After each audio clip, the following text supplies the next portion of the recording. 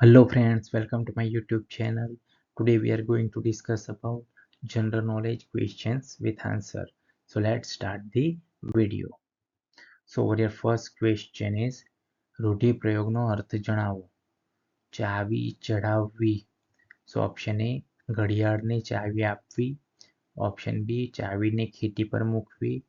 Option C ઉશ્કેરવું and option D વડ ચડાવવા. So over here right answer is option C ઉશ્કેરવું. So ચાવી ચડાવવીનો અર્થ થાય છે ઉશ્કેરવું. નેક્સ્ટ ક્વેશ્ચન ઇઝ રાજ્ય ચૂંટણી આયોગ કઈ સંસ્થાની ચૂંટણીનું આયોજન કરતો નથી? ઓપ્શન એ વિધાનસભા, ઓપ્શન બી જિલ્લા panchayat, option C gram panchayat and option D નગરપાલિકા. So over here right answer is option A વિધાનસભા. રાજ્ય ચૂંટણી આયોગ વિધાનસભાની ચૂંટણીનું આયોજન કરતો નથી. નેક્સ્ટ ક્વેશ્ચન ઇઝ રક્તના લાલ કણને આખા શરીરમાં ફરી વળતા કેટલો સમય લાગે છે?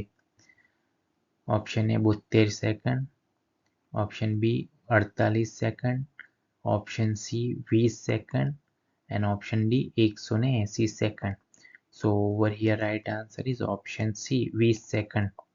રક્તના લાલ કણને આખા શરીરમાં ફરી વળતા 20 સેકન્ડ જેટલો સમય લાગે છે. નેક્સ્ટ ક્વેશ્ચન ઇઝ જેસર તાલુકો ગુજરાત રાજ્યના કયા જિલ્લામાં આવેલો છે?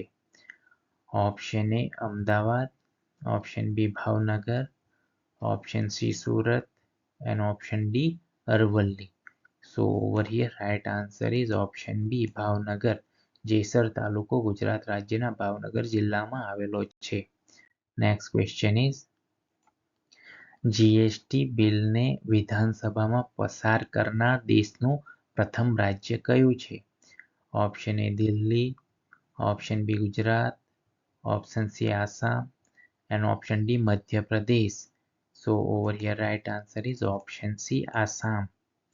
જીએસટી બિલને વિધાનસભામાં પસાર કરનાર દેશનું પ્રથમ રાજ્ય આસામ છે. નેક્સ્ટ ક્વેશ્ચન ઇઝ જમશેદપુર કઈ નદીના કિનારે વસેલું છે?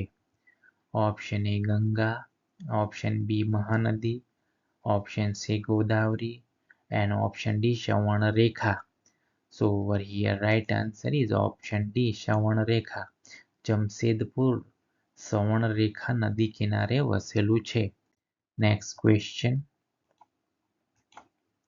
ગુજરાતમાં પઢાર આદિજાતિના લોકો ક્યાં વસે છે?